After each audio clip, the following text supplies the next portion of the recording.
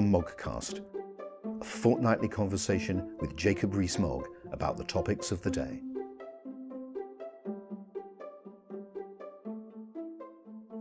Welcome to episode 4 of the Moggcast. I'm Paul Goodman, editor of Conservative Home, in conversation again with Jacob Rees-Mogg. Now, Jacob, I would dearly love to have a conversation with you that wasn't about Brexit, the EU and Europe. It was about something else. This week, yet again, I've regretfully decided this is impossible and we must return to Brexit because there's so much going on. I'm going to start with a very general question, which is, we have Corbyn's speech today, we have the Prime Minister's speech on Friday. What are you hoping she's going to say? And what do you think are the main issues that remain to be resolved? The noises that have come out post the Chequers meeting are very encouraging. You wrote a piece saying that it was David Davis's approach to Brexit, and that's something I've got a great deal of confidence in personally. I think David Davis knows what he's doing and he's very clear. And the idea that there will be some rules that we accept voluntarily from the EU because we're selling into the European market is one that's always been there, that you always have to abide by the rules of a country you are selling to. So if we're selling to China, we have to follow Chinese rules, to the European Union by EU rules. But that it is our own choice, that we have control of those rules, and if events change, we will be able to change the rules accordingly. This seems a very sensible form of Brexit, out of the customs union and out of the single market. Being out of those two means we've genuinely left. Remaining in either of those essentially ties us into the EU without being able to make the rules that would affect us. Essentially, you've just cast some light back on what happened at Chequers. Just going forward again, does the Prime Minister need on Friday to resolve the length of transition, more details about what will happen during it, and the position on the customs union? And is there anything else I've missed out that is absolutely central to be decided, in your view, on Friday? I think you're absolutely on the key issues, the length of transition. The EU has said to the end of the multi-annual financial framework, and that's very important because the EU is right. If we stay beyond that, our contributions in the final quarter could be quite large because it will be on a new multi-annual financial framework which we will have had no say in putting together. So length of transition we want to know. What happens during that transition? And here there are 3 issues. One is free movement, one is the role of the ECJ, and the third is the imposition of new rules. And those are the problem areas there. And then the end state. We need more detail on the end state. But whisper this quietly.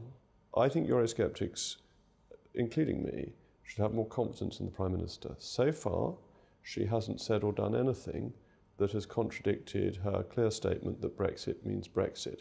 There's sometimes been leaks coming out of Whitehall and mood music saying things are going to change, but so far every time she's made a public pronouncement, it's remained broadly the same. The position to date has been that the scope of the court during the transition will be the same as now, has it not? That's been the mood music. I think that would be an error. I think the court, once we no longer have a judge on it and we're not a member of the European Union, cannot be the final arbiter of UK law. It cannot decide its own area of jurisdiction, which it effectively now does. But there seems to me a very workable compromise, which is that we should treat the ECJ as we do the European Court of Human Rights. And we should say to the EU that we will in good faith respect the ECJ's judgments and we will implement them through Parliament in the normal course of events, but that we will not be obliged to. And as with the ECHR, if it makes bizarre rulings, we'd be able to block it, not to do it. If, on the other hand, it rules as a tribunal would, as a fair and impartial body, then accepting its rulings and implementing them through Parliament shouldn't be problematic. Just on free movement, the position to date is, if you've been in Britain for 5 years, up until the date of Brexit, pretty much, you can apply for settled status. In other words, the regime changes, that's the plan on the date of Brexit. How disturbed would you be if that was rolled forward to the end of transition rather than the date of Brexit? I think it would be a major problem, partly because the Prime Minister has said precisely the opposite, and the Prime Minister is a lady of her word, and that one of the factors in the Brexit vote was concern over uncontrolled migration from the European Union. And we will have left, and therefore they shouldn't have the same free movement rights. There needs to be a difference between 29th and the 30th of March 2019. And the EU says the four freedoms are entirely interconnected and indivisible. This isn't true. In the deal it's done with the Ukraine, the EU wouldn't offer them free movement of people, much though Ukraine wanted to have it. So they divide them when it suits them. They don't want to divide them now, but we should be very robust on this. And there is, I suppose, the question of delivery to the electorate and what they voted for, but also questions of competence of the Home Office.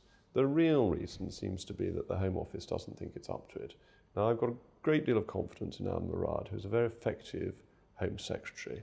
She knows what she's doing, and I'm confident that she can beat her department into shape to make sure it delivers on the Prime Minister's promise. Are you confident, talking of transition, by the way, that the customs systems, the border controls, anything else we need, like enough vets to cope, will be ready by the end of transition, whenever that is? Because one could foresee a circumstance by which the machine, perhaps ministers, suddenly throw up their hands and say, guess what? The system isn't working as it's meant to work. That does happen sometimes in politics, and our systems aren't ready to leave transition on the date that was promised. Terribly sorry about that. Nothing we can do. We're going to have to extend transition up until the general election and beyond. Are you worried this could happen? Well, HMRC has already made very clear that it could have a customs system up and running by March of next year. So it could do it if we left without a deal. And that's been given in evidence to a number of select committees. So I think that issue has been dealt with. But there are two aspects of this. There's the aspect going out and there's the aspect coming in. In terms of things coming in, we have discretion to decide. So we can say, okay, we haven't got enough customs inspectors, therefore we're going to carry on allowing EU goods to come into the UK. And that's a decision we can make, and it doesn't need any transition, it doesn't need any agreement from the EU.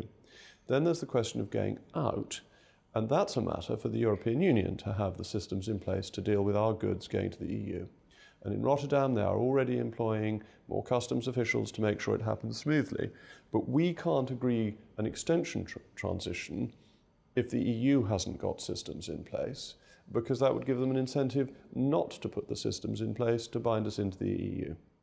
You're not worried about the apparent nightmare prospect of lorries being backed up in Kent because there's not enough parking space for them and so on and so forth? Well, the issue there is really whether the Calais authorities are capable of dealing with the number of lorries going back, a third of which are empty.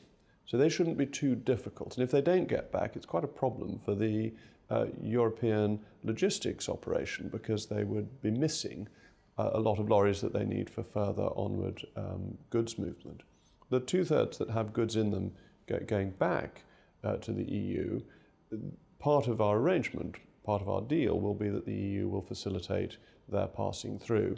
And that isn't unduly complicated. That's done in lots of other parts of the world very efficiently and very effectively. So the EU already has some systems in the Sweden-Norway border, operates very efficiently. This shouldn't be a problem. And just turning from it to the customs union, the position really is pretty clear. We're not going to be in the customs union. The Prime Minister said that. We're not going to be in a customs union. The reason for that is we don't want to be in the common commercial policy, be bound by the common external tariff. I mean, she said all that at Lancaster House. If a motion is put down to keep us in the customs union effectively, a customs union like this customs union, and Conservative MPs inclined to support it, a small number, no doubt, but some do, and a Subaru's tabled an amendment. Should the government make this a vote of confidence? Well, can I rewind briefly on the customs union issue, because Turkey is not in the customs union, it is in a customs union with the European Union as its counterparty. It does not have the free passage of goods from Turkey to the EU. For us to be in the customs union effectively means we have to be a member of the European Union. A customs union doesn't help you on the passage of goods. The customs union means you haven't left. In the customs union, Labour risks signing us up to TTIP, the partnership with the United States, which might potentially open the National Health Service to American competition, which Labour has strongly been opposed to. They're not saying, as I understand, they're going to be in the customs union, they're going to be in a customs union. Well, I thought Mr. Gardner on the radio this morning was saying they were going to be in exactly the same customs union as they're currently in.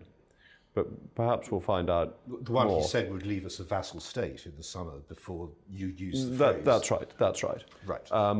And now he quite likes being a vassal, as does Jeremy Corbyn, against what he'd preached for 30 years. But leaving that to one side... But then, sorry to press this, but they can't leave the European Union in that case. You can't stay in the customs union and leave the EU. That's right. They're asking for something that is either Turkey, which doesn't really work, or is remaining in the European Union, which they say is not their policy.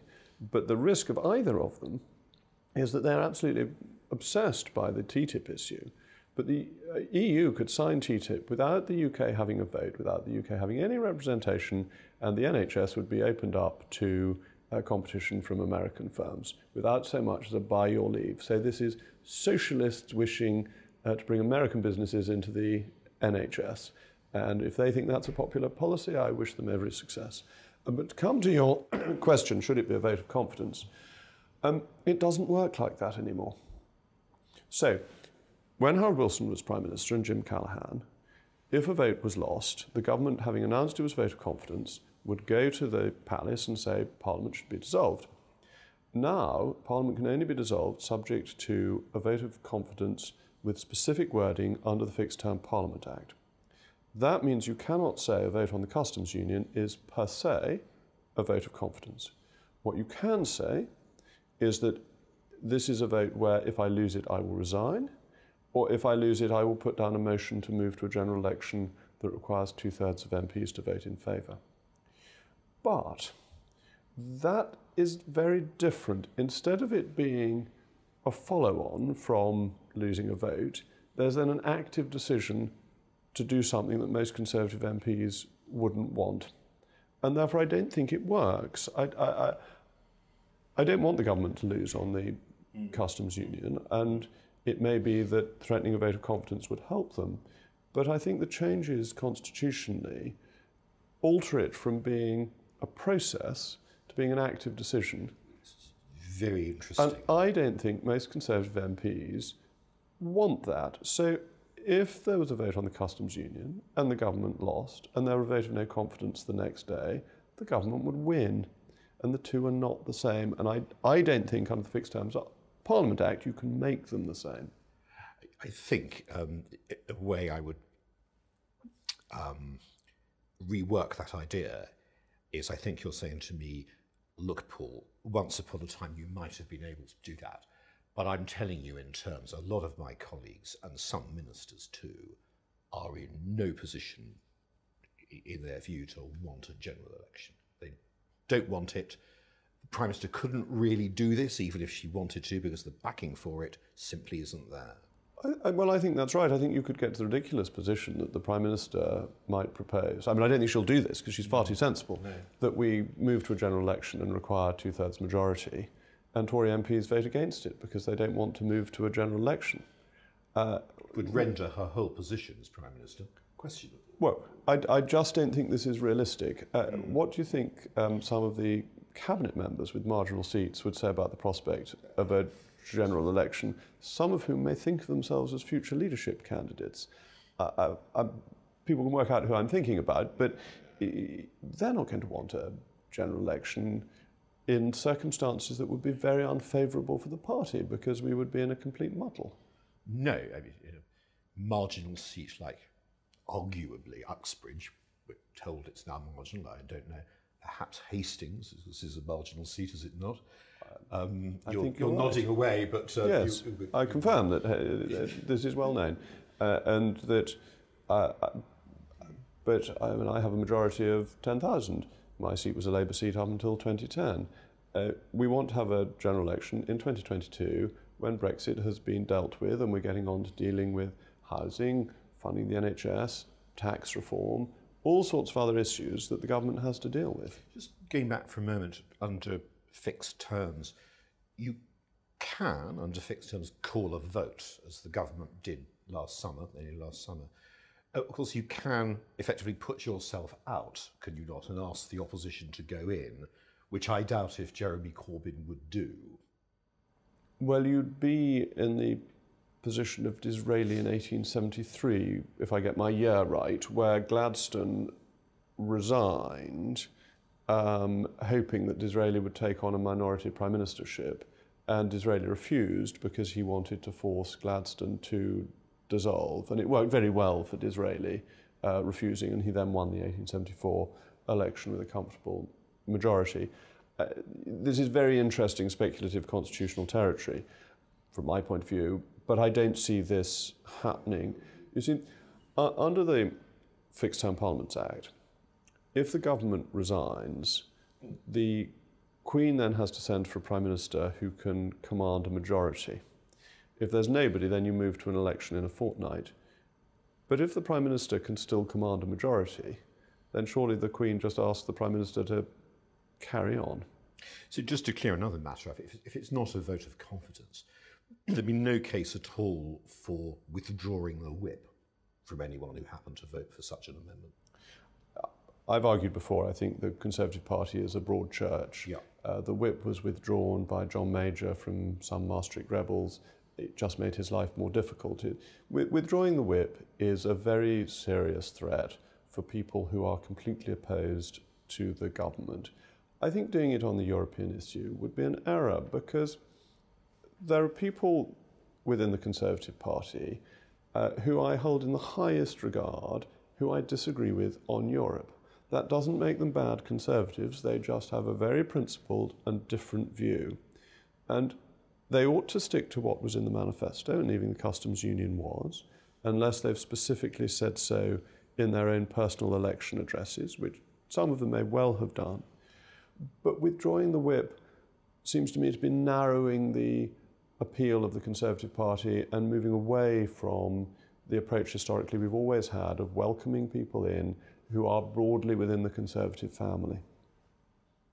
Just going back for a moment to the principles, the issue of the customs union. One thing we're constantly told now from certain quarters is you can't resolve the problem of the Irish border unless we're in the customs union. What's your answer to that? Well, my answer to that is simply not true. Even the European Parliament produced a paper saying the border could be done with technological solutions.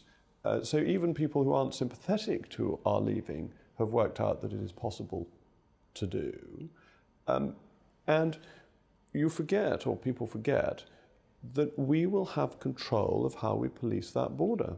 So if we simply say there is not a border, people and goods are free to cross it, who is going to enforce it? It's a matter for the EU, then it's their problem, not ours. And do you really think the Irish are going to impose a border of their own volition? I mean, you know Ireland much better than I do, for family reasons. But do you think the Republic of Ireland is going to put up border posts because it's told to by Monsieur Barnier? Well, it's an interesting question here. It's, Barnier takes my mind to France, and of course the French are taking a very different view of this to the Irish. They're pointing to the border and saying, hang on, this isn't, as you acknowledge, just your border, this is the EU border. And we're worried about the standard of produce and goods that may come from the UK into the EU over the only land borders. So Ireland, though I think some Irish politicians are reluctant to admit it, is feeling competing pushes here. There's a push from us to get the best deal that we can find in our national interest. There are also other countries who are zealously watching the border and want it up to a point to be in that word we're all not meant to use, hard? Well, that's a matter for the French government, but it does seem to me to be like posturing, that we know at the moment that the standards in the UK and in the EU are the same, and that whatever happens, the UK is going to maintain high standards of produce that is sold in the United Kingdom. And it's slightly fanciful that herds of cows are going to be taken across the Irish border and then put on a ship to France, taking with them dangerous English diseases. That I think it's basically a negotiating point to try and pressurise the Irish to ensure that the Irish border becomes a more difficult issue than in reality it is for other interests that France has. France basically wants our money because otherwise it has to pay more into the European Union budget.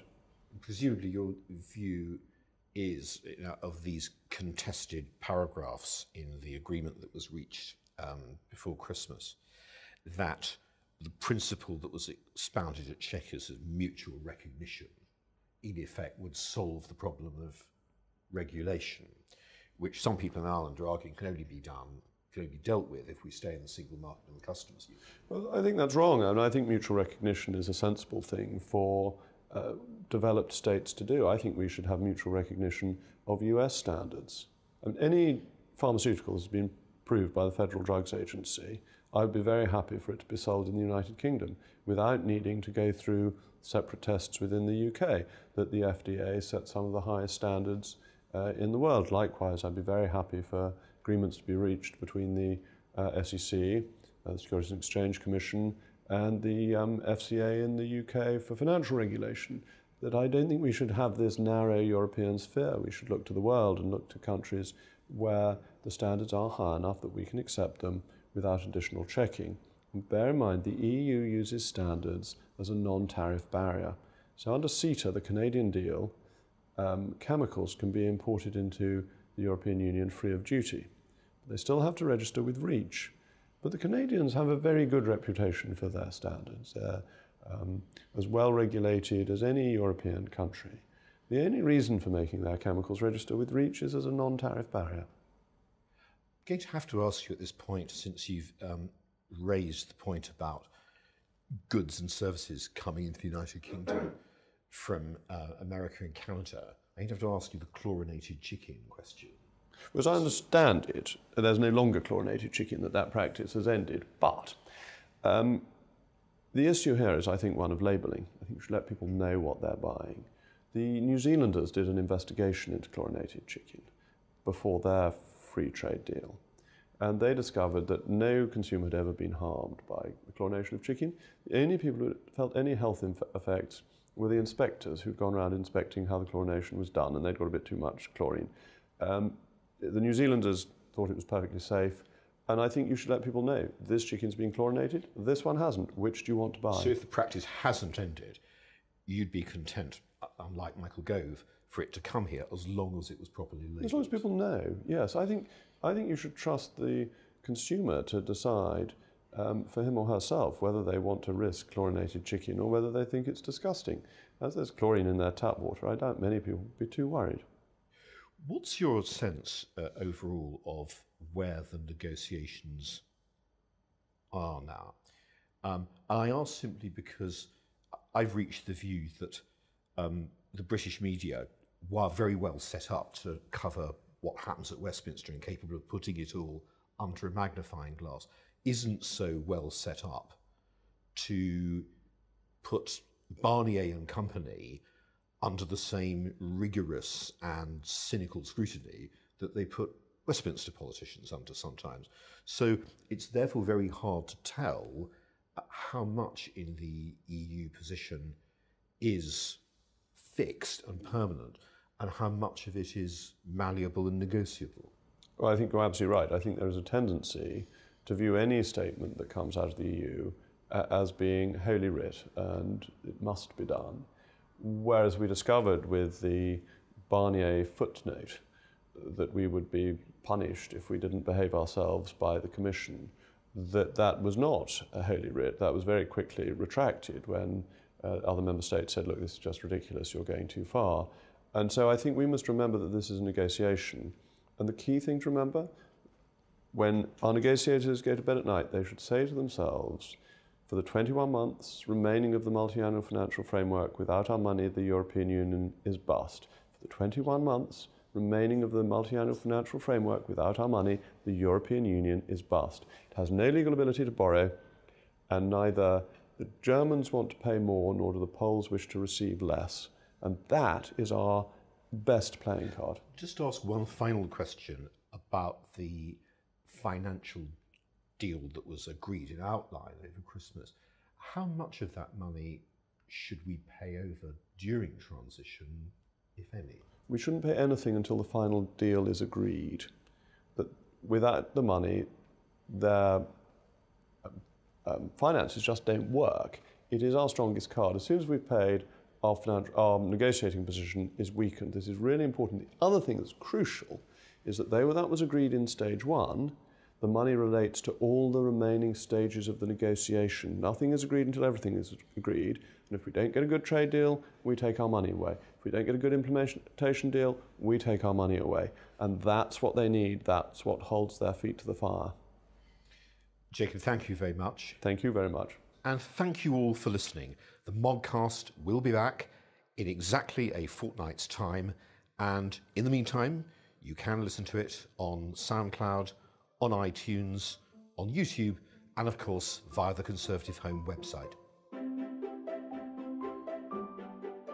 The Moggcast, a fortnightly conversation with Jacob Rees-Mogg about the topics of the day.